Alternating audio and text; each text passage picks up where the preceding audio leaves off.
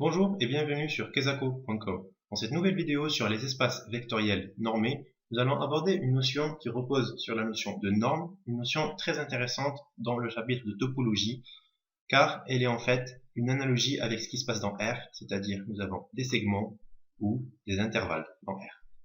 Ici, la notion analogique, en fait, c'est la notion de boule. Donc on a soit des boules ouvertes, soit des boules fermées, soit ce qu'on appelle des sphères. Mais avant cela, nous allons expliquer ce que c'est qu'une partie bornée dans un espace vectoriel normé. Donc, on se placera dans la suite dans E comme étant un espace vectoriel muni d'une norme qu'on note comme ça. On verra quelques applications dans R2, ce qui permet de mieux visualiser ces notions. Tout d'abord, nous allons expliquer ce que c'est qu'une partie bornée. Une partie bornée de E, qui doit être non vide, pour pouvoir prendre une partie A dans E, elle est bornée en fait si elle admet un majorant. On note M qui doit être forcément positif. Un majorant, c'est-à-dire que tous les éléments de A ont leur norme, norme qui a été définie sur E comme je l'ai dit auparavant, ils ont tous leur norme inférieure à M. C'est-à-dire que cette partie est majorée en norme par un majorant positif qui est grand M. On définit alors le diamètre de A comme étant la borne sup, en prenant à chaque fois deux éléments quelconques dans A. Deux éléments qu'on prend au hasard dans A, et à chaque fois on cherche la norme de la différence, c'est-à-dire en fait, c'est comme si c'était la distance de A à A'. À chaque fois qu'on prend deux éléments, on cherche cette distance, et on cherche la plus grande. La notion de diamètre est assez intuitive dans R2 comme le diamètre d'un cercle par exemple. Ici, c'est une notion de borne sup, car on ne sait pas si une partie de E admet un majorant ou pas. Comme la partie est supposée bornée, cette borne sup existe, car en fait, cet ensemble, il est inclus dans R, R+, même, et en fait, il est majoré par grand M. Donc, il admet bien une borne sup. Donc, cet ensemble est bien défini. C'est ce qu'on appelle le diamètre d'une partie A bornée. Si elle n'est pas bornée, l'idée de diamètre n'a pas de sens. Je vais utiliser ça sur R2, c'est-à-dire en représentant les espaces vectoriels sur un plan. On est toujours dans un espace vectoriel normé, on dit norme. On pose A une partie de cet espace vectoriel. Alors cette partie en fait est majorée, c'est-à-dire que tout élément petit a dans A a en fait sa norme qui est inférieure à un grand M. Un grand M qui ici on visualise comme étant un cercle. On verra après qu'en fait le fait d'être borné sera équivalent à admettre à être inclus dans une boule de rayon fini, ou tout simplement une boule pour certains. Donc, ça, c'est bien une partie A, elle est majorée, c'est-à-dire on peut la cerner dans cet espace vectoriel. Pour l'idée du diamètre, ça marche comment?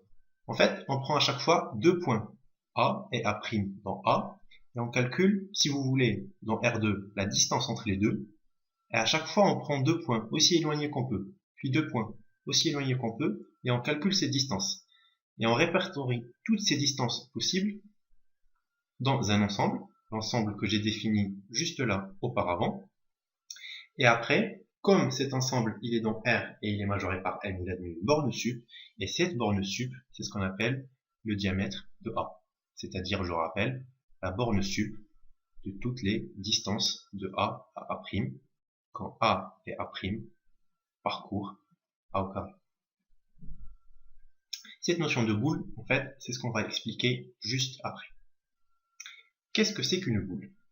On se place déjà dans un espace vectoriel normé, toujours. Une boule fermée de centre A de rayon R, forcément positif ou nul, c'est l'ensemble des vecteurs X qui appartiennent à E, tels que en fait leur distance par rapport à A, le A c'est ce qu'on appelle le centre, doit être inférieure à R qu'on appelle le rayon. L'idée est très intuitive dans R2. En fait, une boule dans R2 c'est un cercle. Par exemple, le cercle de rayon 1 et de centre 0, 0, ben en fait, c'est tous les éléments qui sont inclus dans ce cercle. Pardon, c'est pas un cercle, c'est un disque. Donc c'est ça une boule. L'idée de fermer, on la représente par une petite apostrophe qu'on ajoute à B. Donc la boule fermée de centre A de rayon R, c'est l'ensemble de tous les vecteurs dont la distance par rapport à A est inférieure à ce rayon. une boule fermée existe, une boule ouverte existe aussi. La boule ouverte, c'est le même principe, on dit qu'une boule est ouverte de centre A, de rayon R. Ben en fait, c'est quand c'est tous les vecteurs qui appartiennent à l'espace vectoriel E, et dans la distance par rapport à A est strictement inférieure à R. Je le rappelle, ici on avait une inférieure ou égale, c'est-à-dire que tous ceux qui sont égaux à R sont inclus dans la boule fermée, mais ne sont pas inclus dans la boule ouverte. C'est-à-dire, typiquement, dans R2, ça serait le disque de centre 0, 0, de rayon 1, moins, en fait, le cercle. C'est-à-dire tout ce qu'il y a à l'intérieur, sauf la bordure. Et donc, une boule ouverte, c'est une boule fermée à laquelle on enlève cette bordure, ou ce qu'on appelle topologiquement une frontière. Et ainsi, on tombe sur la sphère. La sphère, ce serait quoi alors? Ben, ça serait tous ceux qui ont une distance par rapport au centre égale au rayon. C'est en fait cette bordure, ou dans R2, ça serait en fait typiquement le cercle. Donc, la sphère connote delta comme étant aussi une bordure ou S. C'est tous les vecteurs dans E, dont la norme, c'est-à-dire la distance par rapport à A, est égale au rayon. Et évidemment, on remarque bien que si on prend la boule ouverte, qu'on lui ajoute la sphère, ben en fait on tombe sur la boule fermée, car la boule ouverte, par définition, n'admet pas les valeurs qui sont égales à R. Donc dans R2, ce serait typiquement l'histoire du cercle plus l'intérieur qui donne en fait le disque. Maintenant, on va voir quelques applications dans R2 pour bien cerner ces notions. Le problème dans R2, comme on l'a vu dans la vidéo précédente, c'est que les normes ne sont pas uniques. On peut avoir des normes PIM, c'est-à-dire des normes 1, des normes 2, ou des normes 3, etc. Et en fait, dans ces applications, on va s'intéresser aux 3 normes triviales, ou les 3 normes les plus répandues. C'est la norme 1, la norme 2 et la norme infinie. On commence déjà par la norme 1. La norme 1, je vous rappelle ce que c'est. La norme 1 d'un vecteur 1 dans R2, ça serait en fait tout simplement sa première composante plus sa deuxième composante en valeur absolue. Donc on définit alors la boule de centre 0, 0 de rayon R comme étant l'ensemble, ça c'est un vecteur de R2, qu'on a décomposé en 2 vecteurs. Donc on aurait très bien pu écrire ce vecteur comme étant le vecteur Z, qui serait égal à x, y. Donc c'est l'ensemble des x, y appartenant à R2, tel que ce vecteur Z moins le 0 dans R2 soit strictement inférieur à R. Je n'ai pas mis d'apostrophe, c'est une boule ouverte. Et donc, si on interprète cette norme, ça serait dans la valeur absolue de x plus la valeur absolue de y soit strictement inférieure à R. Le problème maintenant, c'est de dessiner ça dans R2. Ça, c'est en fait la boule dans R2. La boule peut être aussi intuitive que possible, ce n'est pas toujours un cercle. Je vous explique. Pour tracer cet ensemble, il faut chercher l'ensemble des x, y appartenant à R, tel que valeur absolue de x plus valeur absolue de y soit strictement inférieure à R. Premièrement, on peut montrer qu'en fait la valeur absolue de x est trivialement inférieure à la valeur absolue de x plus la valeur absolue de y, qui est inférieure à R. Donc en fait, x sera compris entre moins R et R. Et de même alors pour y. Donc le domaine d'étude est très restreint.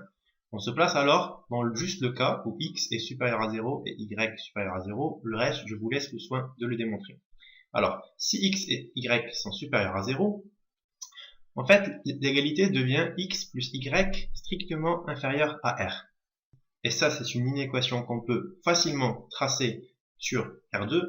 En fait, ça représente cette partie de mon schéma, c'est-à-dire l'intérieur de ce triangle sans la bordure, car on a une stricte inégalité.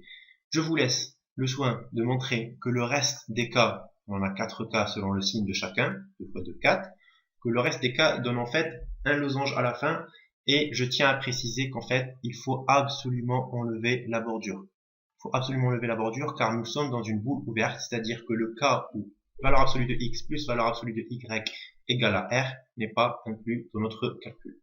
Ceci est un exemple d'une boule, oui c'est bien une boule, dans R2, définie par la norme 1.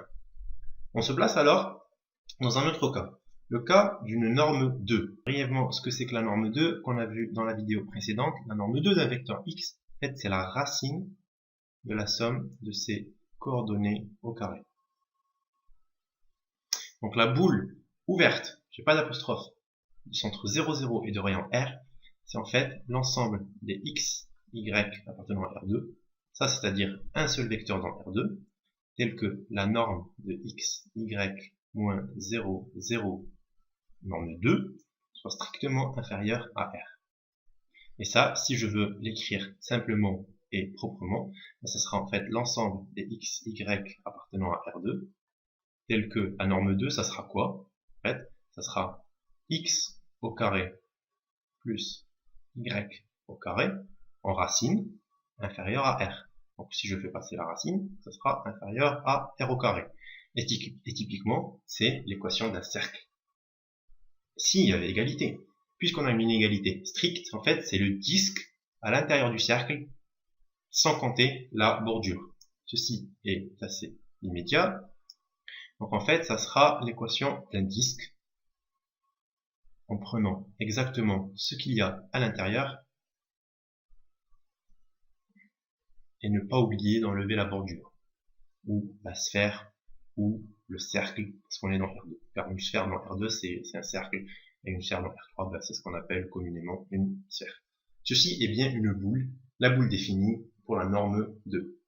On définit enfin la même boule, mais pour une autre norme, la norme infinie, tout aussi importante et tout aussi connue.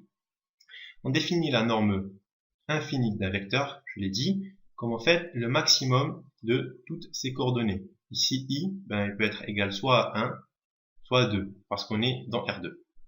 Et dans ce cas, on définit la boule fermée, dans cet exemple, car j'ai une apostrophe, comme étant l'ensemble des vecteurs dans R2 toujours, ça je peux l'appeler le vecteur Z si vous voulez, tel que la norme infinie de x, y, moins 0, 0, en norme infinie, soit inférieure ou égale, parce que je suis dans une boule fermée.